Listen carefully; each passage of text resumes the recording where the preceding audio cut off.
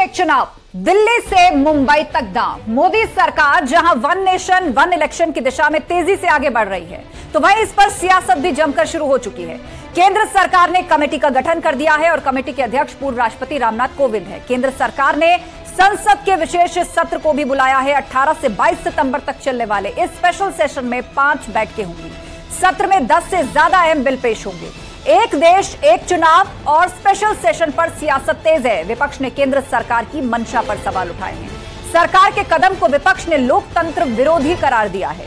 इसी पर करेंगे डिबेट, लेकिन पहले ये रिपोर्ट देखिए।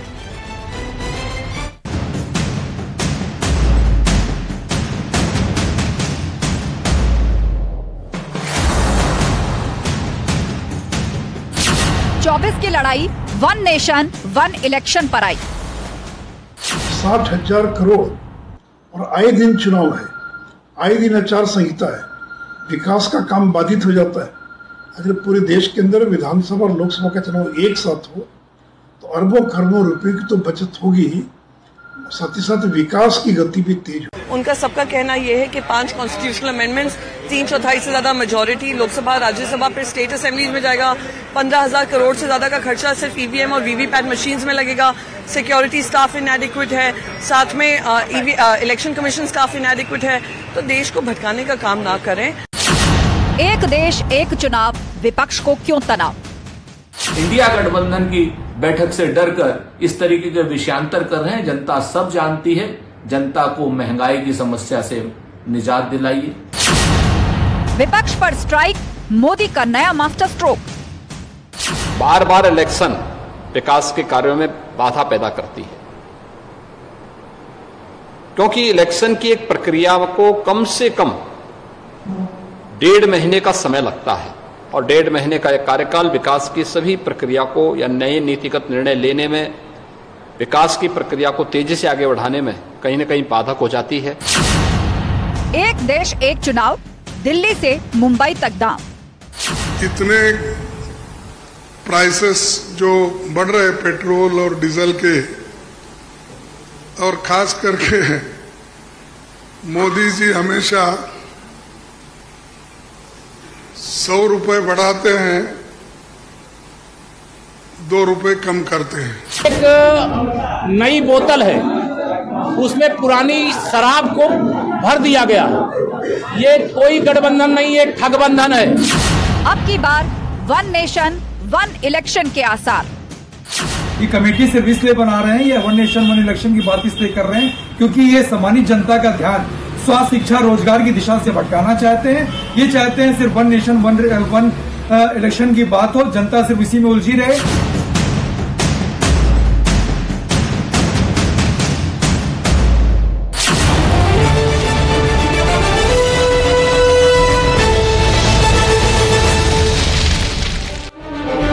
और अब वक्त हो गया है महाबहस के सवालों का। एक एक करके वो सवाल आपके सामने रखते हैं जो 3 राउंड्स के अंदर हम सभी पैनलिस्ट के सामने रखने जा रहे हैं। सवाल नंबर 1 जिस पर होगी चर्चा, एक देश एक चुनाव क्या मुमकिन है? भारत के अंदर क्या वन नेशन वन इलेक्शन की जो बात हो रही है वो असल में संभव है? जिस देश में हर साल किसी ना किसी तरह की बॉडी इलेक्शन होती है, वहां पर सिर्फ एक इलेक्शन मुमकिन है। एक देश एक चुनाव, विपक्ष को क्यों तनाव? और यदि इस पर चर्चा चल रही है तो विपक्ष को ऐतराज क्या है? क्यों विपक्ष इस मुद्दे को लेकर सरकार को घेर रहा है? ये सवाल भी पूछेंगे। और साथ ही सवाल यह भी होगा कि क्या one nation one election Modi सरकार का मास्टर स्ट्रोक है? INDIA में खलबली क्यों मची है? और चर्चा के लिए गेस्ट पैनल हमारे साथ जुड़ चुका है। हमारे साथ समीर सिंह जी हैं, बीजेपी प्रवक्ता। प्रदीप भाटी जी हमारे साथ जुड़ गए हैं, समाजवादी पार्टी के प्रवक्ता। मनीष हिंदवी जी हमारे साथ है, कांग्रेस के नेता। मलूक नागर हमारे साथ जुड़ेंगे, बसपा सांसद। और निपुण अलम बयान जी हमारे साथ हैं, संविधान विशेषज्ञ। आप सभी मेहमानों का बहुत बहुत स्वागत है। चर्चा की शुरुआत करते हैं और सबसे पहले सवाल समीर सिंह जी आपसे। वन नेशन वन इलेक्शन की जो चर्चा देश में छिड़ी है, उस पर सरकार का तर्क यह है कि खर्च बचता है, रिसोर्सेज बचते हैं। हर साल चुनाव कराने से विकास परियोजनाएं जो हैं वो लटक जाती हैं, बहुत ज्यादा खर्च आता है। ईवीएम, वीवीपैट, कई करोड़ों का ये पूरा हिसाब है। तो एक देश एक चुनाव होगा, उसकी जो दलील है वो विपक्षी दलों के गले नहीं उतर रही है। आप इसे मास्टर स्ट्रोक कहें, लेकिन विपक्ष एक बार फिर से आपके इस फैसले पर सवाल उठा रहा है। देखिए आस्था जी, विपक्ष तो हमारे सभी फैसलों पर सवाल उठाता है। भारतीय जनता पार्टी 2014 के लोकसभा के चुनाव में हमारे मैनिफेस्टो में हमने कहा था कि हम चाहते हैं, हम सरकार में आएंगे तो ये चाहेंगे कि साहब एक देश एक इलेक्शन हो, जिससे देश के विकास की दशा को और बढ़ाया जा सके और देश के अंदर जो बाधाएं आती हैं बार बार चुनाव को लेके, उसको हम रोक सके। क्या बाधाएं आती हैं समीर जी, थोड़ा विस्तार से बताते चलिए ताकि चर्चा के लिए बिंदु स्पष्ट हो सके। क्या बाधाएं आती हैं? हाँ, तर्क क्या है आपका? वन नेशन वन इलेक्शन क्यों जरूरी है? नहीं देखिए आस्था जी, रोजाना उत्तर प्रदेश समेत देश के तमाम राज्यों में रोजाना चुनाव, हर वर्ष चुनाव आते हैं और चुनाव के नाते, निर्वाचन आयोग की परिधि के नाते और अधिसूचना के नाते सरकार की योजनाओं को लागू करने में नुकसान होता है और समय कम मिलता है। अभी आप देखिए, नवंबर और दिसंबर के महीने में 4 राज्यों के चुनाव है, लोकसभा के चुनाव है, लोकसभा के चुनाव के साथ 2 राज्यों के चुनाव है और फिर दिसंबर में देश के 6 राज्यों के चुनाव है। अगर आप देखेंगे तो कुल 1.5 साल के अंदर 12 राज्यों के चुनाव होने वाले हैं। अगर ये 12 राज्यों के चुनाव एक साथ कराए जाएं तो कहीं ना कहीं 12 राज्यों के विकास की दशा बदलेगी। और आज माननीय मुख्यमंत्री जी ने, उत्तर प्रदेश के मुख्यमंत्री आदरणीय योगी जी ने सबसे पहले इसका स्वागत किया कि निश्चित रूप से ये देश के लिए आवश्यक है। और रही बात विपक्ष की, तो विपक्ष किस पर सवाल नहीं खड़ा करता है? ठीक है समीर जी, 2 बातें मुझे लग रहा है आपको सुन के 2 बातें सामने आई है। समीर जी 2 बातें आपने रखी। एक तो ये कि चुनाव अनाउंस होने से पहले, मतलब नोटिफिकेशन के दौरान विकास योजनाएं या कोई इंपॉर्टेंट अनाउंसमेंट आप नहीं कर सकते, और दूसरा देश पर पड़ने वाला एक बड़ा खर्च जो है वो बचेगा। ये 2 बातें आपने रखी हैं। प्रदीप भाटी जी, इस पर आपका जवाब, और फिर मनीष हिंदवी जी। धन्यवाद आस्था जी। सबसे पहले तो मैं ये कहूँगा कि बीजेपी हर कुछ दिन में एक मास्टर स्ट्रोक लेके आ जाती है, तो भाजपा का नाम ही मास्टर स्ट्रोक रख देते हैं। पता नहीं बीजेपी में इतनी खलबली, इतनी बौखलाहट क्यों है कि हर दूसरे दिन वो कोई नया चीज़ लेके आ जाती है पब्लिक के सामने, उनको ध्यान भटकाने के लिए। कोई भी वन नेशन वन चुनाव के को लेके हमारा मत बिल्कुल स्पष्ट है। आप उसका ड्राफ्ट लेके आइए, हम उसको डिस्कस करेंगे, जो उसमें पॉजिटिव नोट्स होंगे हम उसको पॉजिटिव फीडबैक देंगे और आगे देश की अच्छी अर्थव्यवस्था करने के लिए जो भी उसमें खामियां हैं उसको पूरी करने के लिए हम सब करेंगे। समाजवादी, ये माना जाए समाजवादी पार्टी से खारिज नहीं कर रही। आप ये कह रहे हैं कि डिटेल ड्राफ्ट एक बार आएगा तो उस पर चर्चा होगी, लेकिन आप खारिज नहीं कर रहे। वन नेशन वन इलेक्शन, ठीक है ना? आस्था जी, खारिज तो हम इसलिए नहीं कर सकते हैं कि जो चीज हमारे सामने नहीं आई है, हम बीजेपी की तरह ये प्रजा काम की बात पूछती है, वो मन की बात करने लग जाते हैं। हम तो पहले काम की बात करेंगे, हमें तो पता चले पहले कि बीजेपी क्या लेके आ रही है। दूसरी बात, क्या ये मुद्दे, अभी बहुत सारी रिपोर्ट्स इंटरनेशनल मीडिया में आई, क्या उससे ध्यान भटकाया जा रहा है? क्या विपक्ष की मीटिंग्स जो हो रही हैं उनसे डर के ये ध्यान भटकाया जा रहा है? ये सब चीजें अगर आप 2014 से ये लेके 2014 में आपके मैनिफेस्टो में ये था, तो आपने देश के 9 साल बर्बाद कर दिया, देश को इतना बड़ा नुकसान कर दिया, क्यों नहीं स्टार्ट किया आपने? ले आते उसे। कांग्रेस पार्टी का take.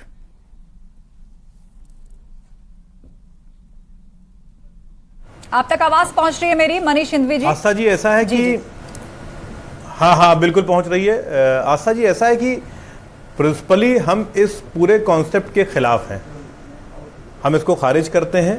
One nation one election Bharat में आज की डेट में पॉसिबल नहीं है। 140 करोड़ लोगों का देश है, 31 स्टेट्स हैं यहाँ पर। इतनी बड़ी मशीनरी, इतनी सारी चीज़ें एक साथ नहीं लग सकती, और इससे सिर्फ और सिर्फ फेडरल स्ट्रक्चर को नुकसान होगा, जो संघीय ढांचा है हमारा उसे नुकसान होगा।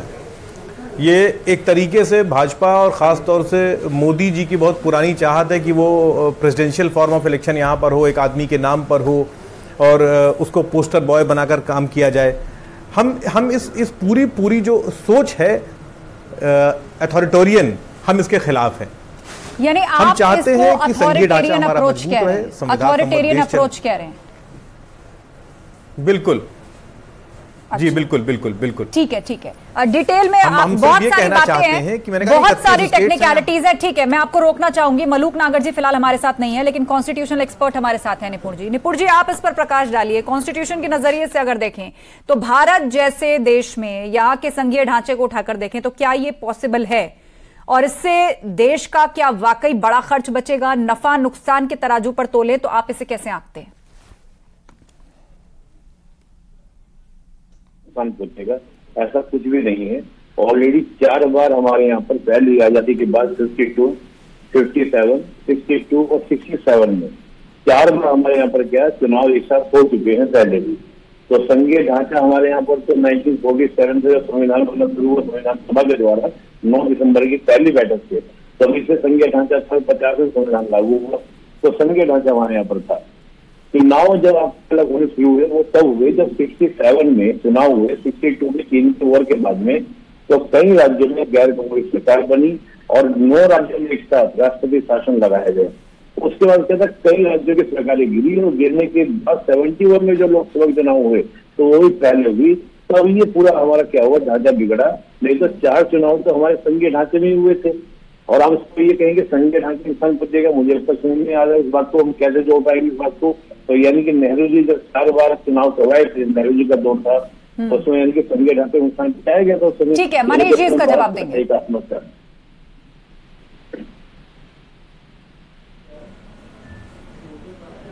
मनीष जी, कॉन्स्टिट्यूशनल एक्सपर्ट बता रहे हैं कि नेहरू जी के ही दौर में देश में पूर्व में 4 बार ऐसे चुनाव हो चुके हैं।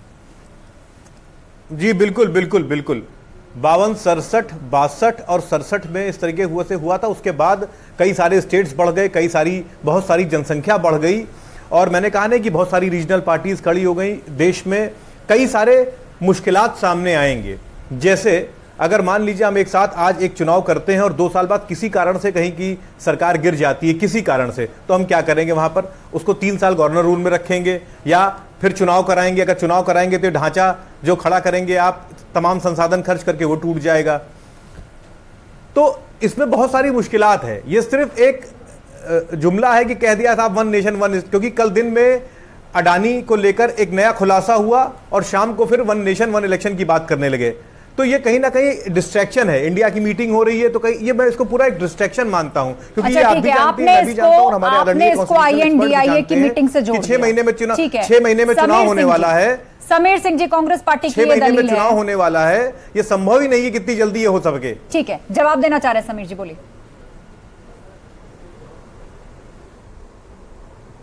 नहीं देखिए आस्था जी, मैं ये कह रहा हूं कि कांग्रेस को इतनी घबराहट क्यों है, कांग्रेस इतना बेचैन क्यों है? आप धैर्य रखिए, विशेष सत्र में आप जाइए, कोई बिल आएगा। पहले भी लॉ कमीशन बनी है, स्टैंडिंग काउंसिल बनी है जो सांसदों के समूहों के साथ विचार विमर्श किया है। लॉ कमीशन ने अपनी रिपोर्ट दी है। लोकसभा में कोई बिल आएगा, आप उसमें संशोधन दीजिएगा। आज जिस प्रकार की भाषा मुंबई के अंदर प्रधानमंत्री के बारे में बोली गई आस्था जी, वो ये बताती है कि डर किसको है।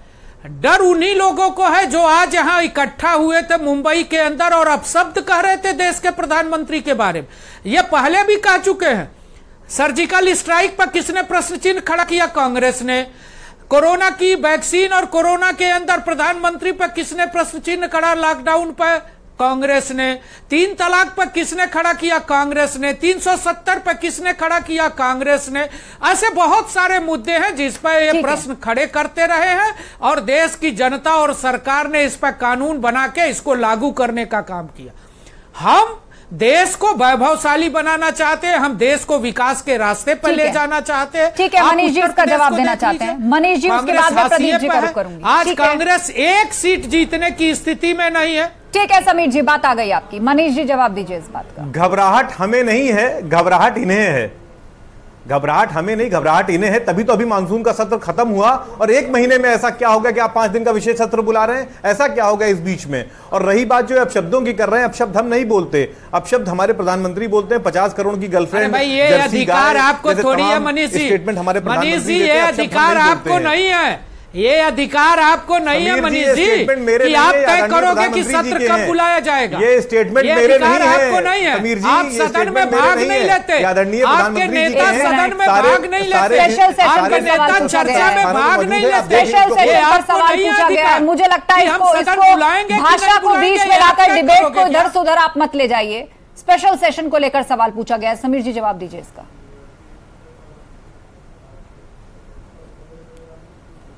नहीं नहीं देखिए आस्था जी, स्पेशल सेशन बुलाना सरकार का अधिकार है और हमने बुलाया।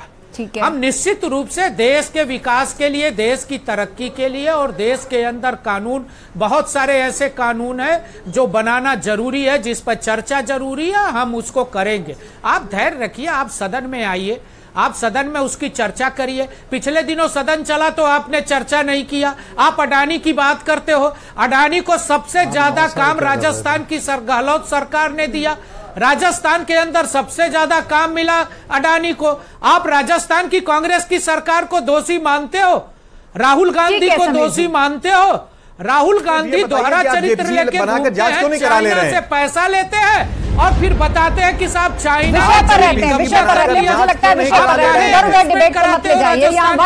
इलेक्शन की बात हो रही है, यहाँ स्पेशल सेशन की बात हो रही है। प्रदीप जी, 5 बैठकें होंगी इसमें। जी देखिए, कोई भी पॉजिटिव स्टेप अगर वो देश के हित में होता है तो हम उसका स्वागत करेंगे, लेकिन बीजेपी कभी ये मंशा नहीं रही है। एक्चुअली में वो आखिरी में जो ये अब उनका मोदी काल का ये अंतिम दौर चल रहा है, उस समय पे आके इन्होंने एक नई चीज़ दोबारा खड़ी कर दी है। कुछ दिन पहले यूसीसी पे शोर मचाया गया, 2-3 दिन बाद यूसीसी के बाद अब ये आ गया और फिर कुछ और आ जाएगा, क्योंकि इनको ये है कि कैसे बीजेपी महंगाई की बात ना करे, बेरोजगारी की बात ना करे। समीर जी धैर्य रख लीजिए, इतनी बौखलाहट देखिए, डिबेट में बौखलाहट मत दिखाइए। आपकी हमें मालूम है जमीन खिसक रही है, और जमीन खिसकने पे खिसानी आवाज और खिसानी चीजें सामने आती हैं। इसमें कोई अचंभे की बात नहीं है। थोड़ा सा विचार कर लीजिए, बड़े धैर्य से रखिए। आपके संस्कार, आपकी जिस तरह की भाषा है वो जग जाहिर है, उसमें हमें उस पर हमें कुछ नहीं कहना। भाषा आप जिस विपक्ष को, जो देश की नहीं होती है, जो जनता के बातों को सामने रखता है, चुनावी वार पलटवार नहीं, चुनावी वार पलटवार नहीं, विषय पर। ठीक है, 10 सेकंड खत्म कीजिए प्रदीप जी, फिर बात खत्म कर लूं। देखिए समीर जी, बीच में देखिए, सुनिए, सुन लीजिए आप। अगर ये, मुझे तो ये ताज्जुब है कि अब क्योंकि इन्होंने बात छेड़ दी है तो आस्था जी, ऑपरेशन लोटस का क्या होगा? कम से कम मुझे खुशी होगी, ईडी और सीबीआई का कुछ तो उसका इंप्रूवमेंट होगा रेट में, जो कि 0.5% है आज की डेट में उनका सक्सेस रेट, वो कुछ इंप्रूव होगा। मुझे लगा इससे हम इसे ही रूप में ही देख लें उसे। आप सरकार जैसे महाराष्ट्र में, मध्य प्रदेश में नहीं गिरा पाएंगे, या उसके लिए क्या फॉर्मूला लेके आएंगे, ये देश को बता दीजिए। समझ जी, बीच में लगातार मत बोलिए। देखिए इतनी बौखलाहट अच्छी नहीं है, बीच में मत बोलिए। ठीक है, 2024 के लिए, ठीक है, 2024 के लिए विपक्षी गठबंधन बैठ के कर रहा है, दूसरी तरफ सरकार अपनी रणनीति पर दरवाजे से वापस किया। इस तरह ठीक है समीर जी, निपुण जी को मैं लेकर आना चाहूंगी। निपुण जी, विपक्षी पार्टियां इस पर एतराज जता रही हैं और इस पर सवाल भी खड़े कर रही हैं कि स्पेशल सेशन की जरूरत ही क्या है। अभी मॉनसून सत्र तो गया ही है, उसमें क्या रह गया जो स्पेशल सेशन लाने की जरूरत पड़ी? तो आप कॉन्स्टिट्यूशनली समझाइए कि किस तरह ये अधिकार क्षेत्र में होता है और किन परिस्थितियों में इसकी आवश्यकता पूर्व में पड़ी है या पड़ती है। देखिए, स्पेशल सेशन की जब हम बात करते हैं तो ये पूरा अधिकार होता है स्पीकर को कि जब चाहे वो स्पेशल सेशन बुला सकते हैं। पहले भी अगर कोई डिजास्टर वगैरह की बातें होती हैं, मान लीजिए चीन का अटैक जब हुए थे तब भी बुलाए गए थे। उसके अलावा हम देखें तो और कुछ विशेष कार्यों को लेकर, कोई बड़ा देश के लिए कोई अचीवमेंट की बात करना हो, और जो इस तरह का मामला भी ये आया है तो वाकई में ये बहुत बड़ा मामला है। क्योंकि हम देखें 67 के चुनाव के बाद अगर ऐसी कोई बात उठ रही है, और मैं एक बात इसमें मेंशन ये रखना चाहूंगा कि ये बात अब की नहीं है, 2015 से बीजेपी बोलती आई है कि एक राष्ट्र एक चुनाव होने चाहिए। वो उस नारे को लेकर चल रहे हैं, तो उस नारे को लेकर चलने के लिए एक बड़ा इवेंट, और देखिए बीजेपी कोई भी पॉलिटिकल पार्टी हो, चाहे बीजेपी हो, कांग्रेस, कोई भी पॉलिटिकल पार्टी हो, वो किसी भी इस कार्य को इस प्रकार से क्या कि एक इवेंट भी बने, एक इस तरह का माहौल बने कि हाँ कुछ बड़ा काम हुआ है, कुछ चेंजेस हुए हैं। बस मैं 2-3 बातें मैं जरूर बोलूंगा कि आपने पहले भी प्रश्न पूछा था, उसका मैं कंक्लूजन किया। अगर लाभ और हानि की हम बात करें, देखिए लाभ इससे बहुत ज्यादा है, क्योंकि अगर चुनाव एक साथ होंगे तो बहुत सारा खर्चा जो अलग अलग राज्यों में चुनाव करने में अलग अलग पार्टीज का लगता है वो भी खर्च कम होगा। दूसरा क्या है कि जब आपका आचार संहिता लागू होती है तो आचार संहिता लागू होते ही बहुत सारी जो योजना योजनाएं हैं वो रुक जाती हैं, उन सबको लाभ होगा।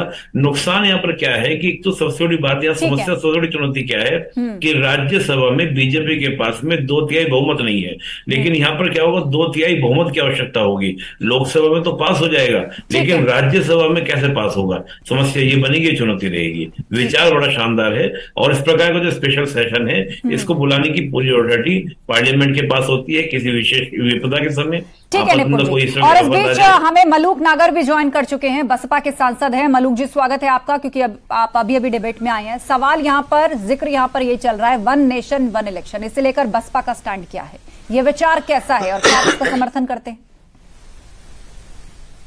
देखिए, इस पे फाइनल निर्णय तो कुमारी बहन मायावती जी लेंगी, और इंडिविजुअल कैपेसिटी में अगर पूछा जाए तो देश के लोगों की गाढ़ी कमाई का पैसा जो बार बार हमेशा चुनाव में लगता रहता है वो बचेगा और लोगों का समय बचेगा।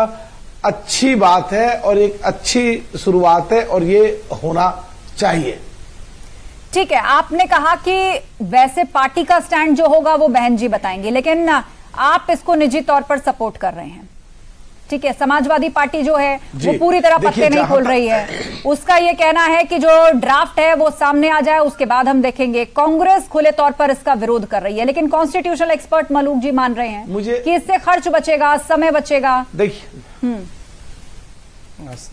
इसमें मुझे एक बात सीधी सीधी कहनी है कि जो कोरोना महामारी के बाद उत्तर प्रदेश में बीजेपी वाले लोगों ने यात्राएं निकाली और जिस दिन चुनाव की घोषणा हुई आचार संहिता लगते ही रैली भी बंद, यात्रा भी बंद।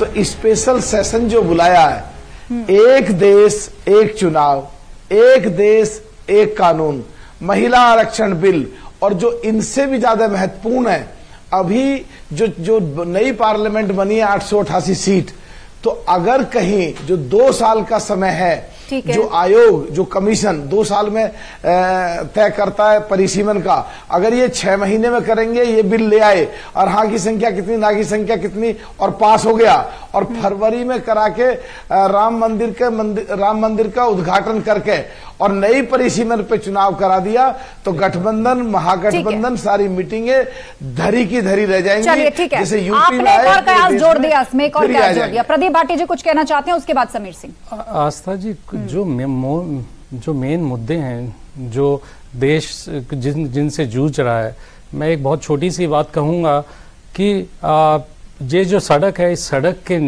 उस पार पुलिया के नीचे बड़ी मुश्किल से थपथपा के सुलाया है, भूखा है, अगर जाग गया तो क्या होगा, भूखा है रोटी मांगेगा। देश में समस्या रोटी की है, बेरोजगारी की है, महंगाई की है। 5 ट्रिलियन इकोनॉमी आप 2014 से ये कहते आ रहे थे कि 5 ट्रिलियन इकोनॉमी, 19 में आपने फिर आके ये कहा और 24 में फिर ये कह रहे हैं। देश आपसे पूछेगा नहीं कि 14 से 19 में क्या हुआ, 19 से 24 तक क्या हुआ, और आप देश में आप इतने इस तरह की बातें करते हैं। पर कैपिटा इनकम आपने देश में आप दुगनी कर दी, ये बात कर रहे हैं, जहां की पूरे देश की एवरेज 5 जो स्टेट हैं पूरे देश में, 5 स्टेट्स में पर कैपिटा इनकम जो टॉप में है, उसमें से एक भी बीजेपी का स्टेट नहीं है। क्या डबल इंजन सरकार है। उत्तर प्रदेश में 4 गुना कम है टॉप में से, आज जी 4 गुना कम है। देश में 4 गुना कम है टॉप स्टेटों से। अगर प्रति व्यक्ति आय देखी जाए उत्तर प्रदेश की, डबल इंजन सरकार है। इस तरह के हम प्रदेश और देश चला रहे हैं, और आप बातें उनसे कितनी बड़ी बड़ी और नए आप अभी मैं सामने जी आस्था जी, अभी मैं सुन रहा हूं समाजवादी पार्टी के प्रवक्ता को, ये मुंगेरी लाल के हसीन सपने देखते हैं। ये उत्तर प्रदेश के अंदर 12 से 17 सरकार में रहे, इनको यही नहीं पता है कि इन्होंने अपने सरकार में रहते उत्तर प्रदेश की दुर्गति क्या की। शुगर मिलें किसने बेची आपने, गुंडा टैक्स किसने लगाया आपने, उत्तर प्रदेश के लाइन ऑर्डर को खराब किया किसने आपने, उत्तर प्रदेश के अंदर नौजवानों के रोजगार को लूटा आपने, एक बलात्कारी और छेड़खानी के करने वाले अपराधी को आपने यूपी पब्लिक सर्विस कमीशन का चेयरमैन बना दिया, आपने उत्तर प्रदेश की सभी नौकरियों को हाई कोर्ट और सुप्रीम कोर्ट में भेज दिया। सुन लो ना, सुन लो ना, आपकी उपलब्धि बता रहा हूँ। आतंकवादियों का मुकदमा आपने वापस लिया, उपलब्धि बता के चुनाव लड़ेंगे, हमारी उपलब्धि बताएंगे और वो भी झूठ।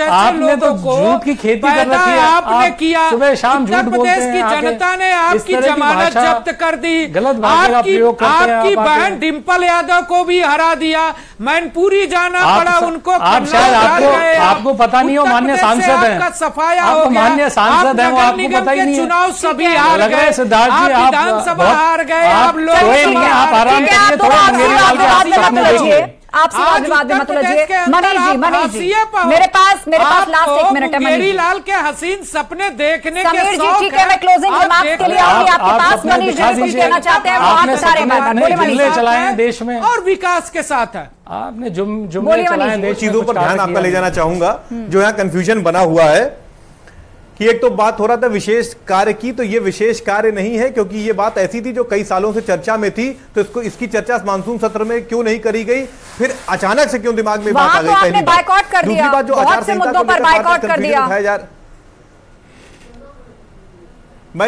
मैं इस मुद्दे की बात कर रहा हूं जिस मुद्दे के लिए विशेष सत्र बुलाया जा रहा है। खैर, दूसरी बात मैं आचार संहिता पर बात करना चाहूंगा। जिस स्टेट में चुनाव होता है आचार संहिता वहां लगती है। अगर राजस्थान में चुनाव होगा तो वहां की आचार संहिता तो यूपी का काम प्रभावित नहीं होता है। एक बात ठीक है। दूसरी बात, जो बार बार पैसे की बात करी जा रही है, जहां पर हमारा प्रधानमंत्री 10,000 करोड़ रुपया पब्लिसिटी पर खर्च करता है, 20,000 करोड़ का तो नया पार्लियामेंट बनता है, वहां पर लोकतंत्र की जो मूल भावना है चुनाव की, उसके लिए पैसा जो खर्च होता है उसको बर्बादी ना कहें तो ज्यादा बेहतर होगा। चलिए ठीक है, आप सभी मेहमानों का बहुत बहुत शुक्रिया। मुझे डिबेट को यहीं क्लोज करना है इस चर्चा में शामिल होने के लिए। तो क्या ये मोदी का मास्टर स्ट्रोक है? कम से कम विपक्षी खेमे में खलबली तो है। कांग्रेस इसके लिए खुले तौर पर विरोध में है। कुछ पार्टियां पत्ते नहीं खोल रही हैं, नफे नुकसान के आकलन में जुटी हैं, लेकिन वन नेशन वन इलेक्शन को लेकर चर्चा जोरों पर है और सबकी नजर टिकी है स्पेशल सेशन का जो कि होने जा रहा है पार्लियामेंट का। और सबका यही मानना है कि क्या वाकई इसकी चर्चा या इससे संबंधित कोई बिल सरकार लाने जा रही है, इस पर नजर रहेगी। महाबहस में इतना ही, खबरें जारी हैं, आप जुड़े रहिए।